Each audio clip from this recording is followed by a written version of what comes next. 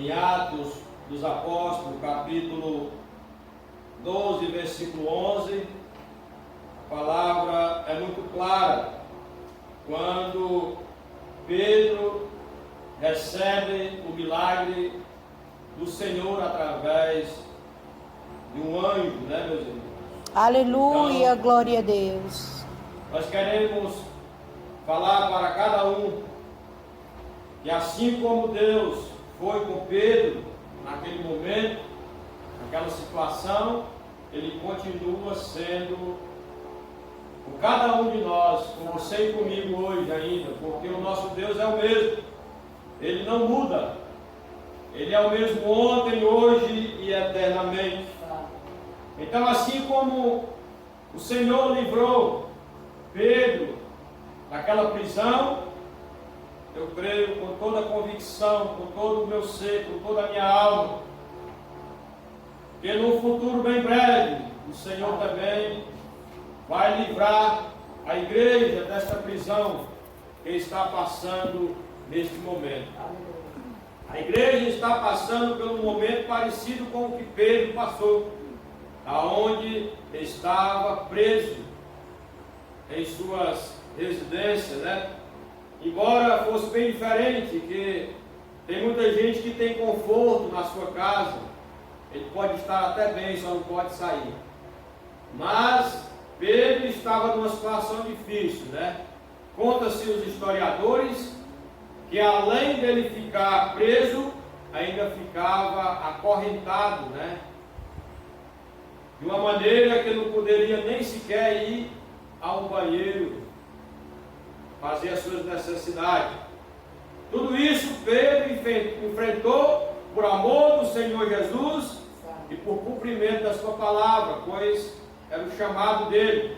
Mas a igreja, meus irmãos, depois que passou-se essa situação, nós temos as bênçãos de Deus sobre a nossa vida e que precisamos atentar para isso.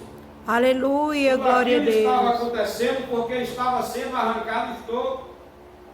Mas, principalmente no Brasil, a igreja já tem evangelizado o Brasil de uma maneira muito maravilhosa e vai continuar evangelizando. E quando o povo entender que aquele movimento, aquela situação que aconteceu com o Senhor Jesus, Ele fez para que você não sofra como Ele sofreu. Deus deu a liberdade para que nós possamos usufruir dessa liberdade. Mas a igreja ainda não acordou para esta situação, para esta promessa que já foi cumprida-se, né? Jesus já cumpriu esta promessa nas nossas vidas. Agora nós precisamos fazer a nossa parte, reivindicar os nossos direitos. Aleluia, Que são glória a garantidos Deus. por lei e as autoridades não estão respeitando. Mas de alguma maneira eu creio que o Senhor Jesus vai usar aquelas pessoas que são líderes, aquelas pessoas que estão no poder, para reconhecer o direito e a liberdade da igreja. E vai ser parecido como aconteceu com Pedro. As pessoas vão se admirarem, como está escrito aqui no versículo 16 de Atos 12 dos Apóstolos, que diz: mas Pedro perseverava em bater, em abrir a porta, e quando abriram, viram-no que era Pedro e se espantaram. Oh, aleluia, glória a Deus. Então eu creio que o Brasil vai se espantar quando ele ouvir verdadeiramente o que Jesus preparou para a sua igreja desta nação. E eu falo isso com todo o temor do Senhor, sabendo porque as Escrituras nos garantem que foi para a liberdade que Cristo nos libertou. Aleluia, E glória se a Ele Deus. fez isso, está feito. E não vai ter nenhum inferno, não vai ter Satanás, não vai ter nenhuma autoridade que venha tirar esta liberdade que Cristo garantiu para a igreja. Porque a Bíblia fala que Deus vela para cumprir com a sua palavra. E eu creio. Oh, Senhor, aleluia, O glória a cumprimento Deus. da palavra de Deus na vida da igreja aqui na terra. Então, meus irmãos, nós precisamos continuar firme, perseverando, respeitando as autoridades, com certeza, mas esperando no Senhor e fazendo sempre a nossa parte, evangelizando, pregando a palavra de Deus, a tempo e fora de tempo. Aonde você estiver, nas redes sociais, use o seu celular, use o que o Senhor tem colocado como instrumento de bênção, para que você se torne um instrumento de bênção na mão do Senhor, fazendo assim que a bênção do Senhor chegue a alcançar outras pessoas que ainda não conhecem o Jesus da Bíblia. Precisamos mostrar para o povo o Jesus da Bíblia, né? Este Jesus que libertou Pedro, o seu servo, o seu irmão em Cristo, de uma prisão. E da mesma maneira o Senhor vai libertar a igreja desta opressão, desta prisão que estamos passando por este momento. Então, meus irmãos, voltando para o texto, queremos entender através das Escrituras que o Senhor, na verdade, prometeu e nos deixou legalidade para vivermos uma vida diferentemente da que a maioria dos cristãos estão vivendo. Leia João capítulo 10 e versículo 10. A Bíblia diz que Jesus veio, ele já realizou este projeto. Aleluia, ele veio aleluia, para aleluia. que você e eu tenha vida, e ele diz vida em abundância, meus irmãos. É verdade. Esse versículo é extraordinário e é verdadeiro. E ele precisa ser cumprido. Ele precisa se cumprir aqui na terra, neste mundo, na sua e na minha vida. Tudo que eu e você precisamos fazer é crer e receber esta abundância que o Senhor já preparou para todo aquele que lhe aceitou como o único e suficiente Salvador. Você já aceitou este Jesus como o único e suficiente Salvador? Amém, glória a Deus. Então comece a viver esta vida que Jesus preparou para você. Pois no momento em que você aceitou este Jesus como Salvador, ele lhe tirou de um lugar e colocou em um outro lugar. Ele tirou de uma posição e colocou em uma outra posição.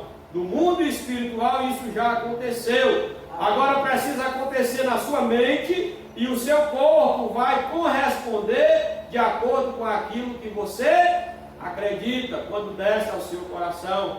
Então ele tirou do lamaçal de um pecado. Você estava no mundo do pecado, no mundo da perdição, e ele lhe trouxe agora para o seu reino, para o mundo da salvação, para a família de Deus, aonde você já recebe as bênçãos conquistadas por Jesus lá na cruz do Calvário. Aleluia, através do seu sofrimento lá na cruz do Calvário, quando ele declarou em alto e bom som: Pai, em tuas mãos eu entrego o meu espírito, está consumado. Aleluia, Naquele glória a momento, Deus. todas as promessas da Bíblia, Deus conquistou através daquele sacrifício inocente, para que a igreja possa receber por fé, através de Jesus. Não é pelo que você fez, ou vai fazer, ou deixa de fazer. É pelo que Jesus fez na cruz do Calvário, por mim e por você. Então, meus irmãos, quando a gente tem este entendimento, nós começamos a crer de uma maneira positiva na palavra de Deus e também a se comportar de uma maneira positiva, de acordo com a palavra de Deus. Mas se você olhar para a igreja, quando eu digo igreja, eu falo os cristãos, os crentes em Cristo Jesus, você vê um comportamento diferente, principalmente neste momento que estamos passando no mundo todo. São cristãos que ainda não tomaram posse daquilo que Deus conquistou para eles, através de Jesus. São pessoas que são crentes considerados pessoas rasas, não se aprofundaram na verdadeira palavra de Deus, nas Escrituras Sagradas. São pessoas que ainda vivem por sentimentos, pelos que eles sentem. Você observa que na maioria das pregações, nas conversas com os cristãos, tudo que a gente escuta é: eu senti de Deus. Você não precisa sentir de Deus. Não tem nenhum momento da Bíblia dizendo para você esperar sentir alguma coisa no seu corpo para que você reaja a fazer alguma coisa. Isso é reação. E o que importa não é o que você sente. O que importa é o que a Bíblia diz. Quando você vem para essas escrituras, você começa a entender e a se comportar de uma maneira diferente. Por exemplo, quando um cristão morre, as pessoas se desesperam, aquelas que não têm Cristo. Aquelas que não têm Jesus ficam desesperadas. Não sabem para onde seus familiares vão. Ficam atormentados. Muitos até entram em depressão. Mas saiba que aquela pessoa que tem Cristo, aquela pessoa que tem conhecimento bíblico, aquela pessoa que está enraizada na palavra de Deus, quando sabe que um cristão parou de respirar, ela começa a meditar na palavra de Deus e não no que ela está vendo ao seu redor. A Bíblia diz que quando um filho de Deus para de respirar, ele não morre, porque nós já morremos quando aceitamos Jesus como Salvador. Morremos para o mundo lá fora, para o mundo do pecado, lembra? Agora nós estamos já no reino de Deus. Nós fazemos parte da família de Deus. Então todo crente que para de respirar, ele apenas dorme no Senhor. Ele vai acordar nos braços de Jesus.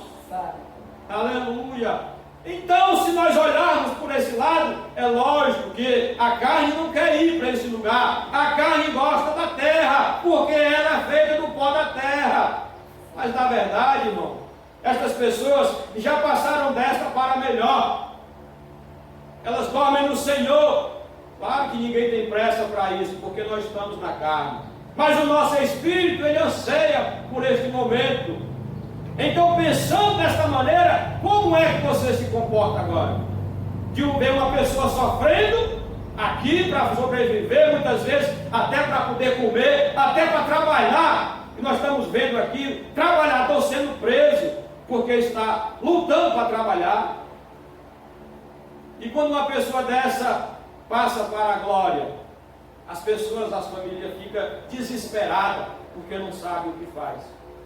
Não sabe para onde essas pessoas vão.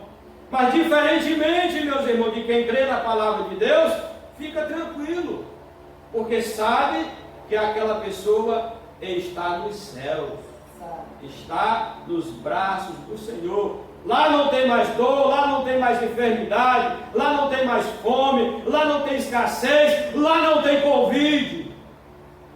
Lá tem bênção de Deus. Aleluia. Mas enquanto isso, nós precisamos, como crente, olhar para a palavra, olhe para Jesus, meus irmãos.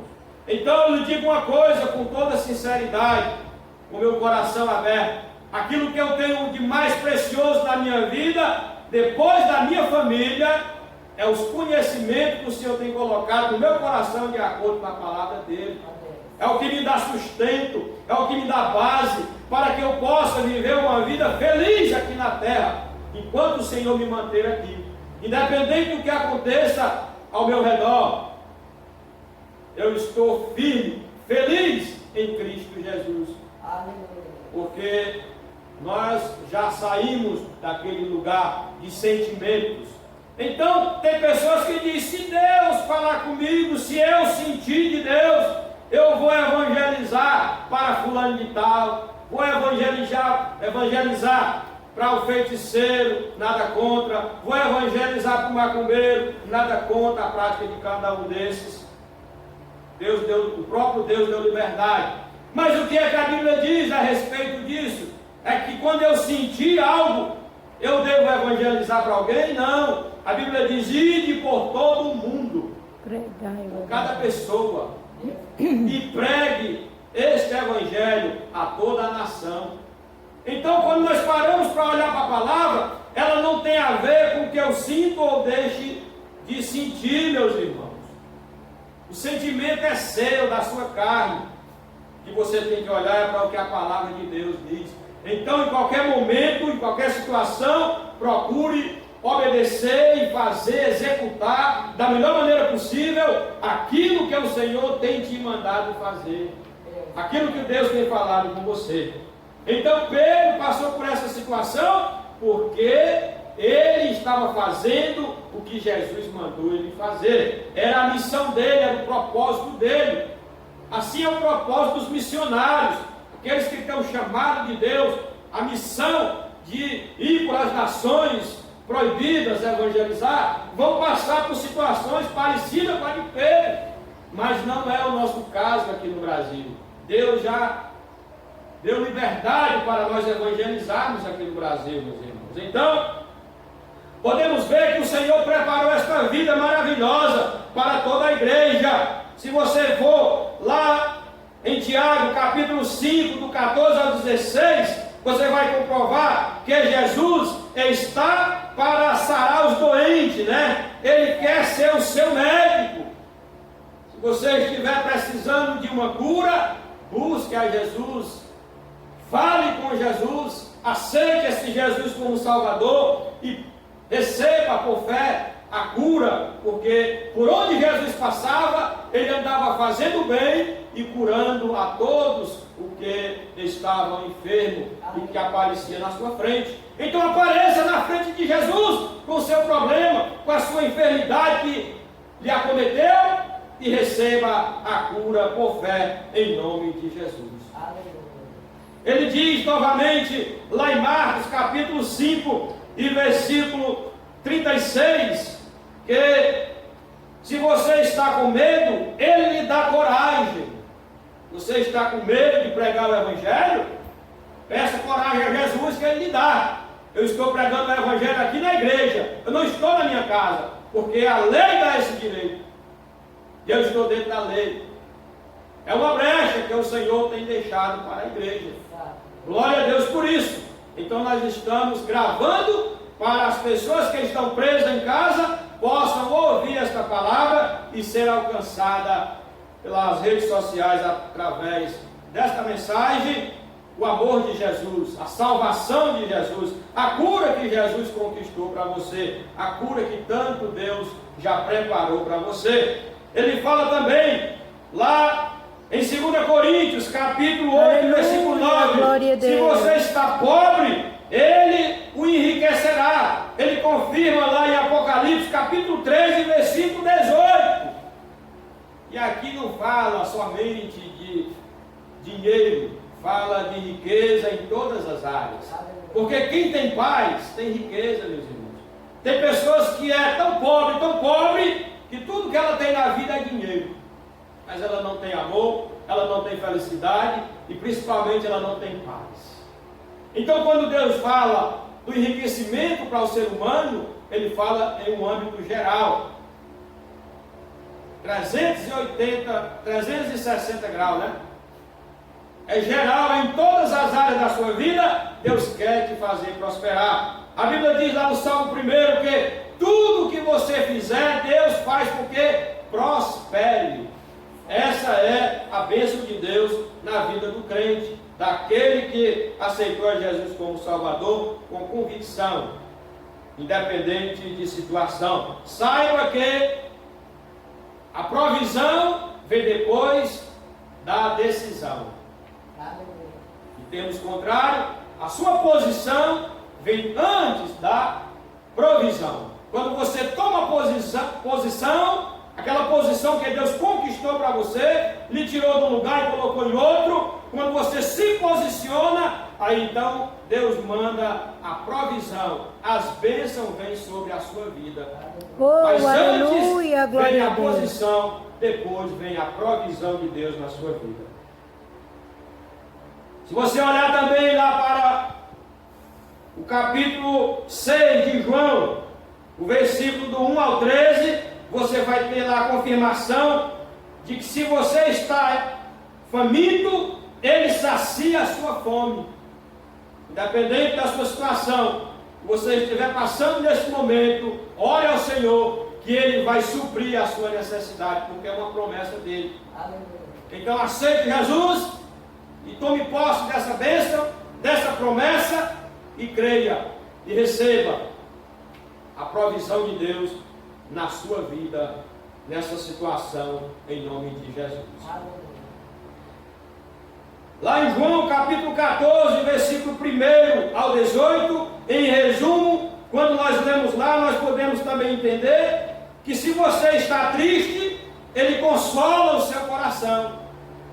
Você pode estar passando por um momento agora de perda de um familiar, de perda de um parente, de perda de um amigo, de perda da sua liberdade, mas se você for a Jesus, Ele promete alegria para o seu coração, pois Ele garante que a alegria do Senhor é a nossa força. Ele garante que na presença do Senhor até a tristeza salta de alegria.